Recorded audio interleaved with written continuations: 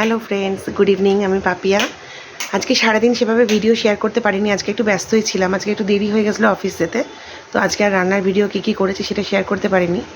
আজকে রান্নায় করেছিলাম সোয়াবিনের তরকারি, ডাল তো আপনাদের শেয়ারই করেছিলাম, ভাত, মাছ ভাজা, উচ্ছে ভাজা। আর দেখানো হয়নি, খুব তাড়াহুড়ো ছিল। তো ভাবলাম এখন একটু আপনার সাথে ভিডিও শেয়ার করি। অফিস থেকে কিছুক্ষণ আগেই ফিরেছি। এবার ছেলে খাবে পিৎজা।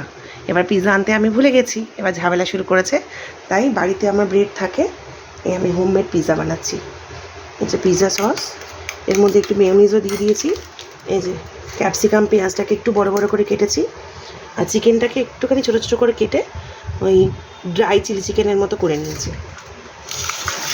আমার পিৎজা সব কিছু বাড়িতেই থাকে, তো ভাবলাম বাইরের পিৎজা কেন দিই, ঘরেই বানিয়ে দিই।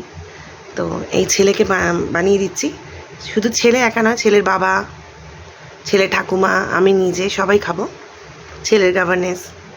তো ভাবলাম একটুখানি আপনার সাথে শেয়ার করি কেমন লাগছে।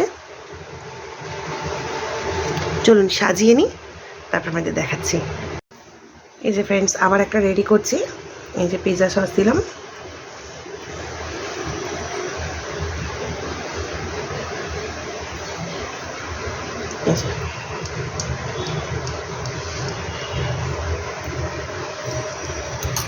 আবার সেম প্রসেসে এই যে ক্যাপসিকাম চিকেন, একটা ক্যাপসিকাম, একটা পেঁয়াজ, আবার এদিকে একটা ক্যাপসিকাম,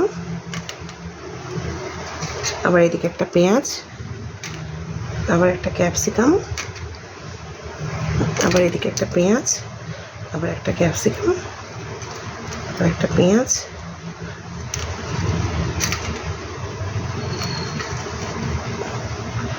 একটা ক্যাপসিকামই দিয়ে দিলাম। এইভাবে দিয়ে আবার এই মিডিলটাও সাজিয়ে নেব। আমি ছেলেকে হোমমেডগুলো দেওয়াই পছন্দ করি, কেননা বাইরের জিনিস খাওয়ার থেকে আমার মনে হয় নিজে বানিয়ে দেওয়াটা অনেক ভালো।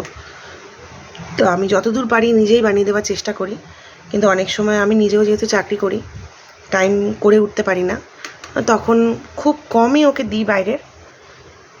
তো তখন হয়তো একবার আধবার বাইরেরটা দিলাম। এবারে এর মধ্যে চিকেনগুলো সেম প্রসেসে দিয়ে দেবো।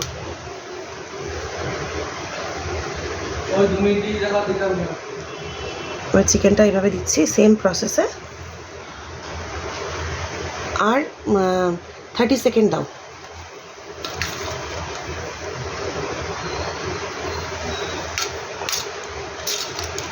এই যে এইভাবে যেখানটা গ্যাপ আছে, গ্যাপগুলো ফুলফিল করে দিচ্ছি।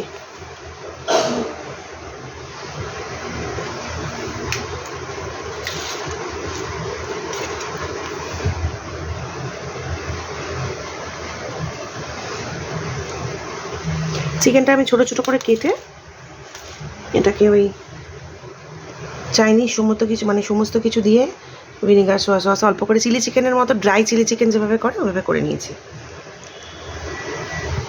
যেভাবে দিলাম, এবারে চিজটা গ্রেট করে দিয়ে দেবো উপর থেকে। তারপর সেম ওই 2.5 মিনিট মতো মাইক্রোওভেনে করে নেবো। চলুন আপনাদের দেখাচ্ছি। এই যে ফ্রেন্ডস, এটা হচ্ছে ফাইনাল লুক। জাস্ট নাও এটা মাইক্রোওভেন থেকে বের করলাম।